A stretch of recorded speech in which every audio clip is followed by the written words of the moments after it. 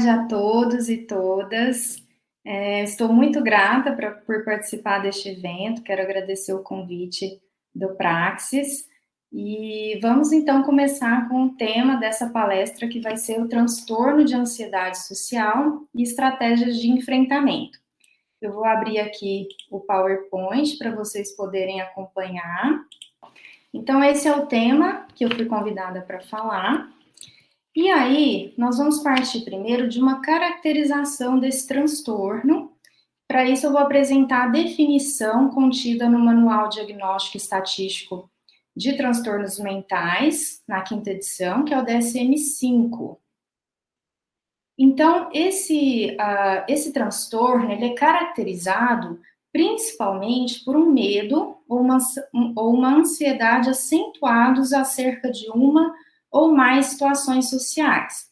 Então, essas situações, elas podem envolver tanto interação social, que é o indivíduo conversar com outras pessoas, encontrar outras pessoas que não são tão familiares, realizar atividades juntos com elas.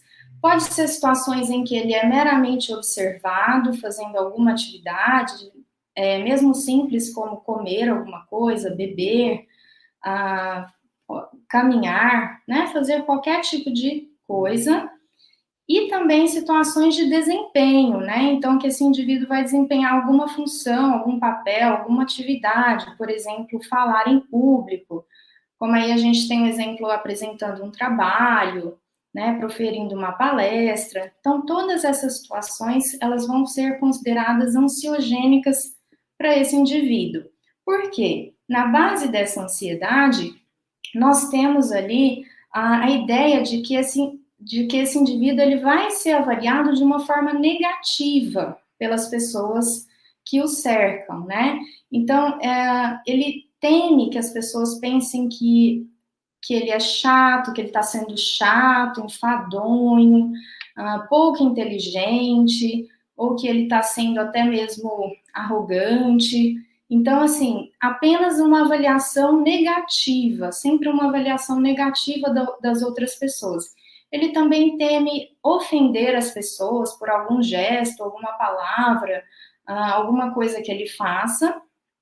E ainda, ele teme demonstrar os sinais de ansiedade, os próprios sinais de ansiedade, como o rubor da face, o tremor das mãos, a transpiração, gagueira. Então, todos esses sintomas que são eliciados pela ansiedade. E aqui é importante a gente dizer que em crianças, a gente tem que considerar que a ansiedade ela vai ocorrer no contexto que envolve também os seus pares, né? Então, as próprias crianças, e não apenas situações que aquela criança está com adultos. E aqui a ansiedade ela pode se manifestar de forma diferente dos adolescentes mais velhos ou dos adultos, né? Então, a criança ela pode até apresentar um comportamento de birra, ela pode se mostrar irritada, ela pode se agarrar ao adulto com quem ela tem mais confiança, ela pode ficar paralisada. Então, a gente tem que olhar para a criança de uma forma que ela pode demonstrar ansiedade de uma forma um pouquinho mais diferente, né? E aí, em todas essas situações, a persistência dos sintomas, ela deve ocorrer por mais de 6 meses. Então, aqui a gente tira do diagnóstico aquelas situações em que essa ansiedade, ela está acontecendo de forma circunstancial, situacional, né? Pelo contrário, ela persiste por vários contextos e pelo período aí de pelo menos 6 meses. Além disso, essa ansiedade e medo nas situações sociais, ela deve causar um sofrimento clinicamente subjetivo, né? Deve ter um impacto sobre a qualidade de vida do indivíduo, sobre o seu bem-estar subjetivo, e também pode ter um prejuízo no funcionamento social, né? Como o estabelecimento de amizades, prejuízo nos relacionamentos amorosos, e no contexto profissional, quando esse sujeito vai adentrar ali o mercado de trabalho, né, provavelmente no fim da adolescência, além de outras áreas da vida. Bom, e aí nós temos como características clínicas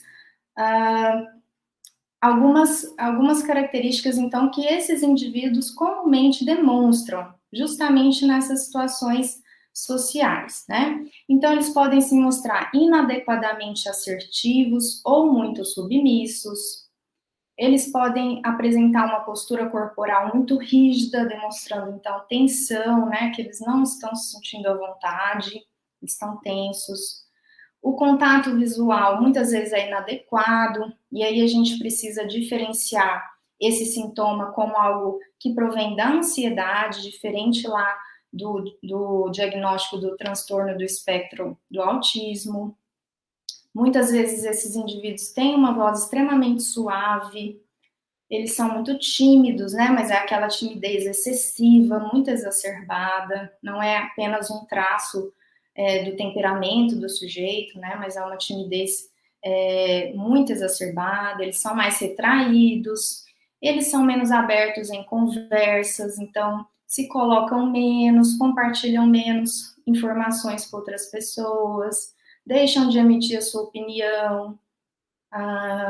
Temos aí que o rubor é a resposta física mais característica, né? Então, essa vermelhidão ali, principalmente da face, nas situações em que o indivíduo realmente está interagindo com alguém, está numa situação social, está se sentindo observado, ou está desempenhando alguma atividade, como nós vimos.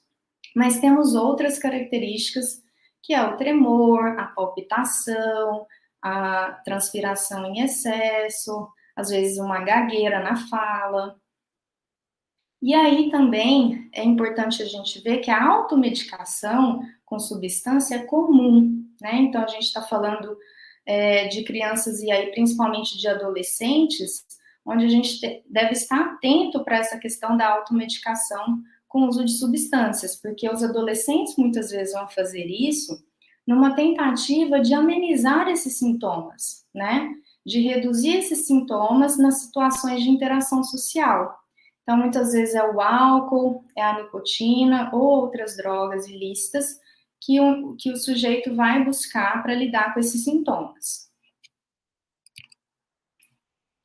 E aí, em termos de prevalência e curso e desenvolvimento do transtorno de ansiedade social, nós temos aí dados de que no Brasil, 13% da população apresenta o transtorno de ansiedade social. Muitas vezes ele é referido como fobia social, né?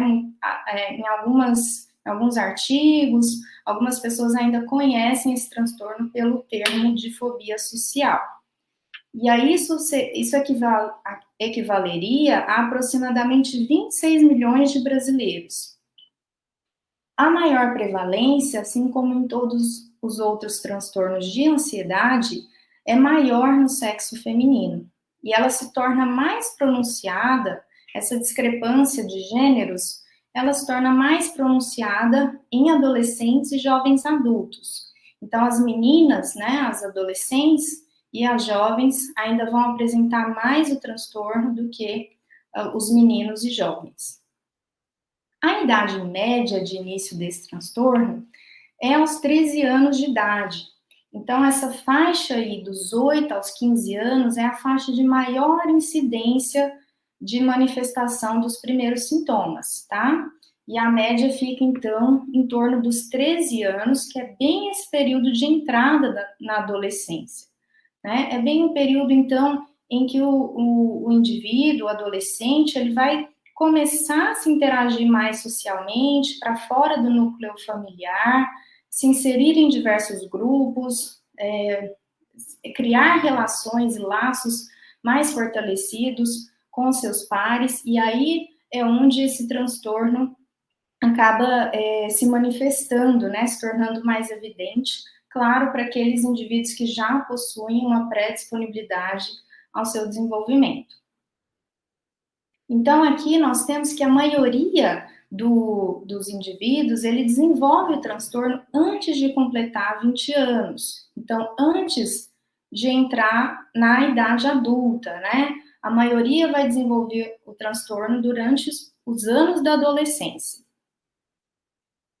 O desenvolvimento, pessoal, pode ocorrer após uma experiência estressante ou humilhante, como, por exemplo, a experiência de bullying na escola, ou uma mudança de escola, mas claro, que isso precisa se caracterizar como uma experiência mais estressante, né? Mais complicada, mais complexa para o sujeito, né? Então, ali às vezes teriam alguns fatores que tornariam, por exemplo, essa mudança de escola uma situação de maior estresse, né? Mas ele também pode se desenvolver de forma insidiosa, então, gradualmente, né, ao longo dos anos ali, ele pode ir se consolidando, né, se instalando. Vamos pensar agora, então, nos fatores de risco. O que seriam esses fatores de risco, né, que colaborariam, então, para a instalação do transtorno de ansiedade social? Nós temos aí traços temperamentais, que incluem a inibição comportamental, inclui também já esse medo, né, da avaliação negativa das outras pessoas, né? Então, indivíduos que têm como um traço de temperamento esse medo mais exacerbado, né? Principalmente o medo da avaliação de outras pessoas.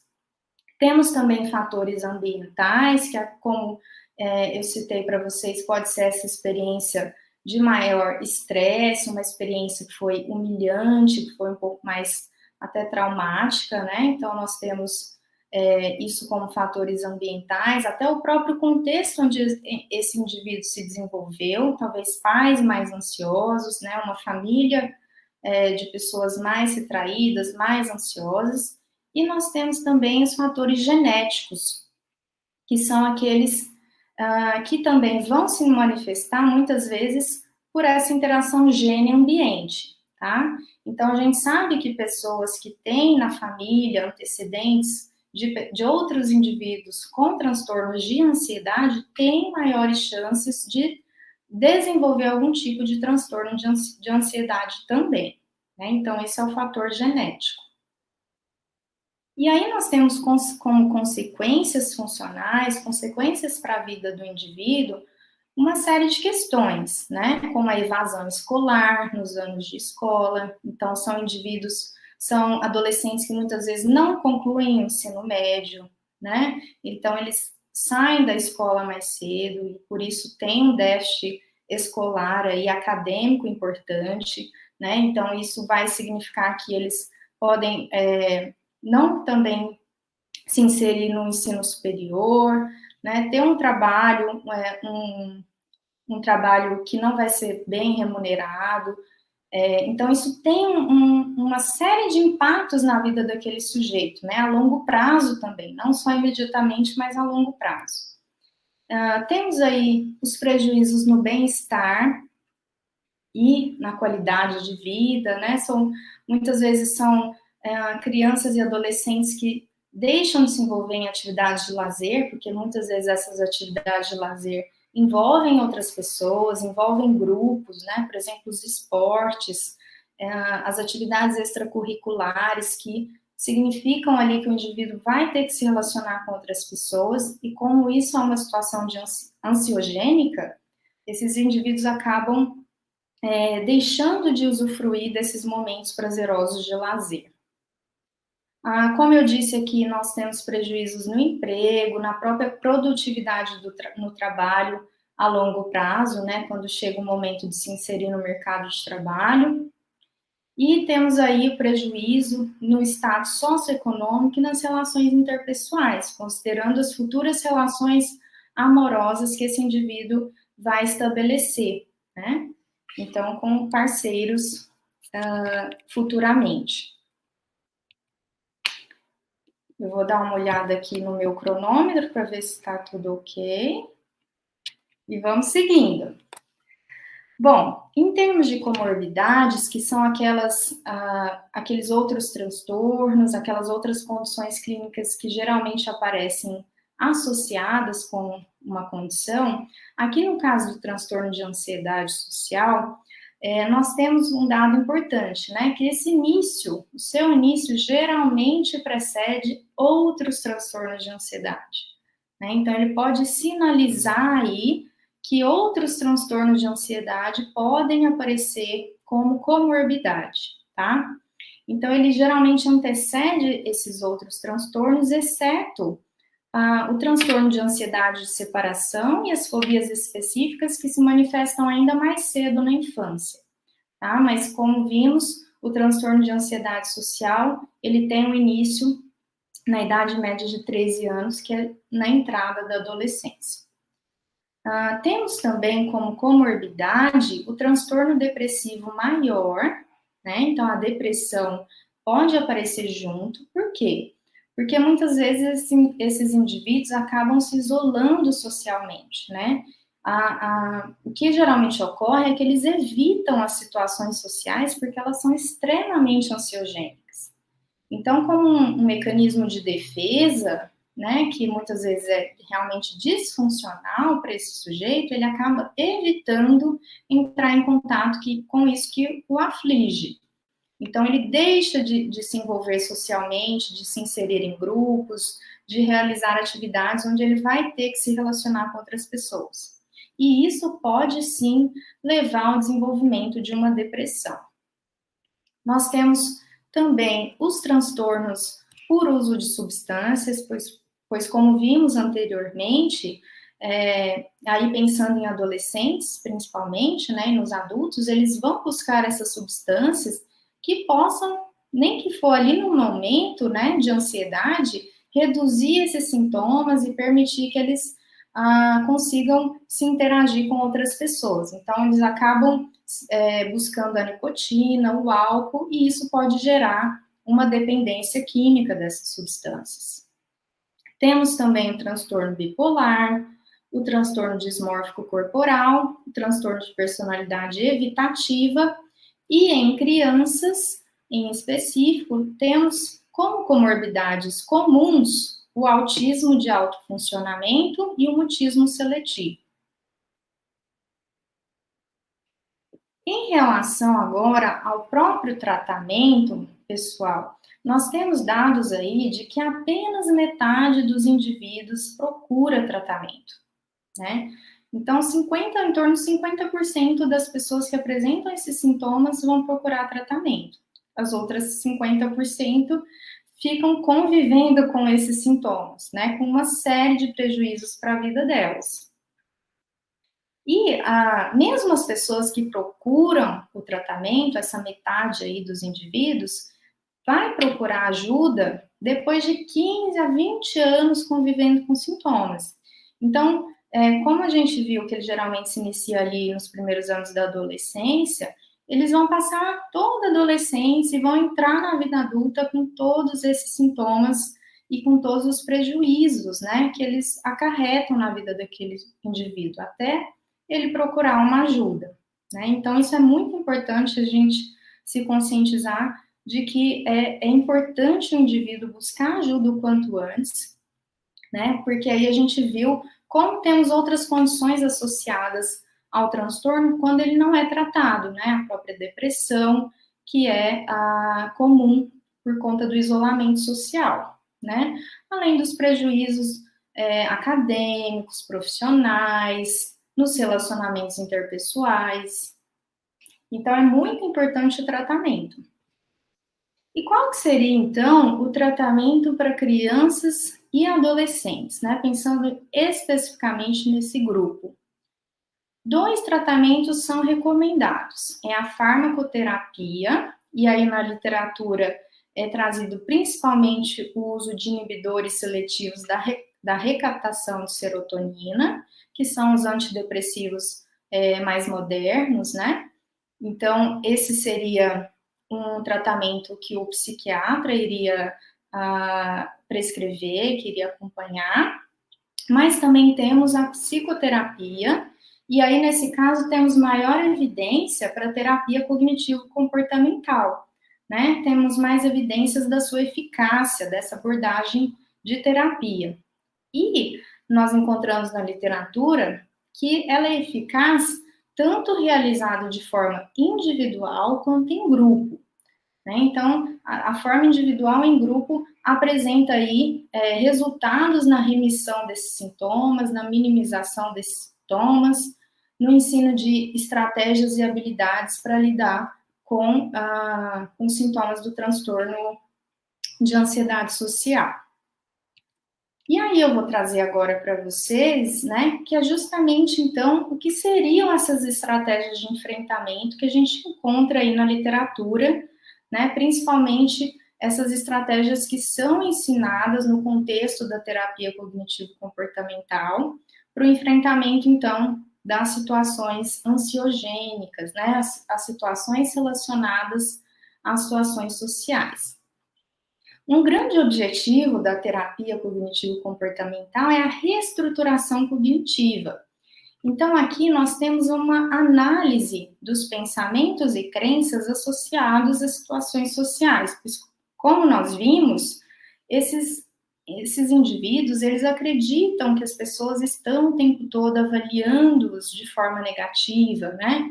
Que estão observando e julgando esses indivíduos de forma bem negativa. Então, nós temos que ajudar esses indivíduos a acessarem essas crenças disfuncionais, onde eles antecipam possíveis perigos relacionados às situações sociais, e flexibilizar essas crenças, né? E substituí-las por crenças mais adequadas, mais funcionais. Então, o processo da reestruturação cognitiva, ela ocorre através da identificação desses pensamentos que provém de um viés bastante negativo, do questionamento, então, desses próprios pensamentos, ajudando-os a buscar ali evidências para esses pensamentos, né? E aí, a partir disso, gerar novos pensamentos mais equilibrados e realistas, né? Das situações em si. Então, uma visão sem distorções cognitivas, né? Uma visão sem erros de lógica, que muitas vezes estão contidos nesses pensamentos. Então, por fim, né, o que a gente faz é ajudar os adolescentes, as crianças, a desafiar esses pensamentos, essas crenças que eles possuem acerca da sua competência social, da avaliação negativa que eles têm das situações sociais e das suas consequências, né, nessa tentativa, então, de proporcionar uma reestruturação cognitiva, uma nova forma de interpretar os eventos ansiogênicos, que aqui no caso são as próprias situações sociais. Outras estratégias de enfrentamento que são citadas são as técnicas de exposição. Então, o que acontece é que, como eu falei anteriormente, pelo fato das situações sociais serem interpretadas como eventos causadores de muita ansiedade, os indivíduos tendem a evitá-las, né? Eles tendem a se isolar, a evitar se inserir em grupos, se relacionar com novas pessoas, e por isso se limitam muito, né? Então, assim, como se isso fosse ajudá-los a resolver, a lidar com essas situações. Mas, na verdade, elas vão reforçar a ideia de que esse indivíduo não é competente socialmente, de que ele não é capaz de lidar nas situações sociais, que ele não tem as habilidades necessárias, e de que realmente ele é inadequado, ele vai ser avaliado de uma forma ruim. Então, a gente vai ajudar o sujeito a realmente se expor a essas situações, para que ele veja que ele é capaz, né? Então, através de mecanismos que são a habituação e eventualmente a extinção, nós vamos tendo uma redução desse medo e ansiedade, porque o indivíduo vai criar uma tolerância a essa ansiedade, desculpa. Então, ele vai criando uma tolerância a ela, né? Um processo gradual. Então, essa exposição, ela pode ocorrer tanto por imaginação, ela pode ser treinada numa situação com uma outra pessoa, que seja uma pessoa da família, uma pessoa com quem aquele indivíduo se sente mais à vontade, ou em vivo, né, que a gente fala, que seriam as situações em que o próprio o indivíduo realmente se insere, né, no cotidiano dele. Então, nós temos essas 3 vias de formas de exposição. E aí é muito importante, né, que essa exposição ela ocorra com base numa graduação das situações menos ansiogênicas para situações mais ansiogênicas. Se a situação que causa mais ansiedade é aquela, por exemplo, de falar em público para outras pessoas, não é daí que nós vamos começar. Né? O indivíduo vai começar, por exemplo, a conversar com um colega de turma com quem ele já estudou vários anos, ele tem um pouco de maior intimidade com aquela pessoa, se sente um pouco mais à vontade. Então, ele vai começando por situações onde ele se sente um pouco melhor, menos ansioso, e vai progredindo para situações que causam maior ansiedade à medida que ele for criando essa tolerância, né? E aqui é muito importante que a literatura traz que a gente deve incentivá-lo a ter um foco na própria situação ansiogênica. Porque o que as pessoas fazem quando elas estão muito ansiosas? Elas tentam se distrair, pensar em outra coisa, criar um outro foco. Mas é importante que ela fique com o foco na própria situação para que ela possa realmente experienciá-la e ver que ela e constatar que ela não está numa situação de perigo, né? Que ela tem um feedback muitas vezes positivo dessas situações sociais. E assim ela vai podendo ganhar mais confiança, né, perante essas situações. Bom, temos também, que são muito importantes, as técnicas de relaxamento e respiração. Essas técnicas, elas promovem um controle da excitação fisiológica que é desencadeada nas situações sociais. Então, todas aquelas questões como os tremores, a palpitação, a gagueira, o rubor, né? Todas as situações que são desencadeadas pela ansiedade, a gente consegue amenizá-las por essas técnicas de relaxamento e respiração, né? Que podem ser usadas nos momentos em que um indivíduo vai interagir com as pessoas. Então, temos aí técnicas de relaxamento muscular progressivo, que promovem uma redução dessa tensão muscular.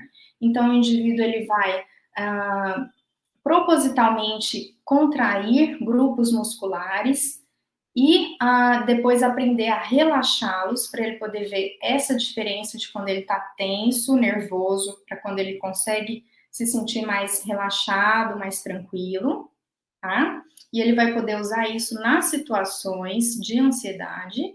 E também temos a respiração diafragmática, que é aquela respiração profunda,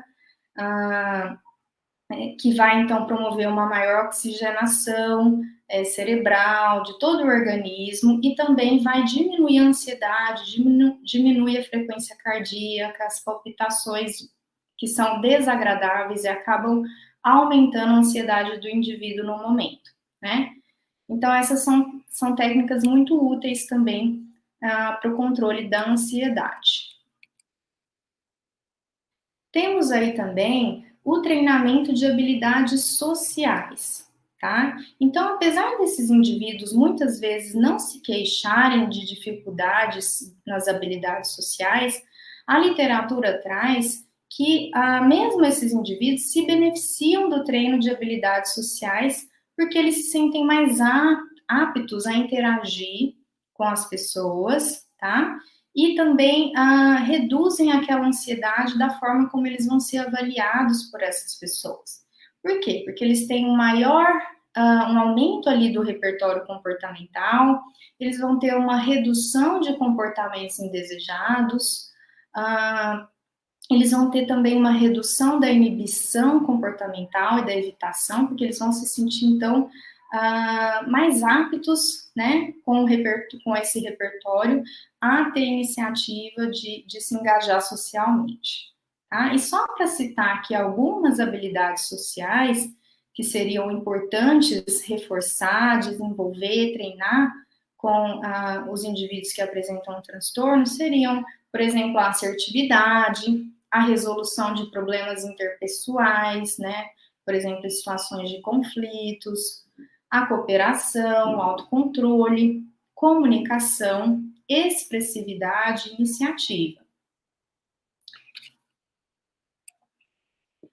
E aí, por fim, nós temos também algumas outras questões que podem ajudar, né, que podem se constituir como estratégias de enfrentamento do transtorno de ansiedade social, que é a psicoeducação para a própria criança ou adolescente e a sua família, né? Então, explicar o que é esse transtorno, quais os sintomas dele, como que a família pode orientar em cada situação, porque como nós vimos, muitas vezes a família também, sabendo que isso causa ansiedade para a criança ou para o adolescente, acaba incentivando a criança ou adolescente a evitar essas situações sociais, a se isolar, como se isso fosse realmente protegê-lo dessa ansiedade exacerbada. Mas aí nós vimos que isso acaba reforçando a crença do indivíduo de que ele é incapaz de se relacionar socialmente, que ele não tem a competência, de que realmente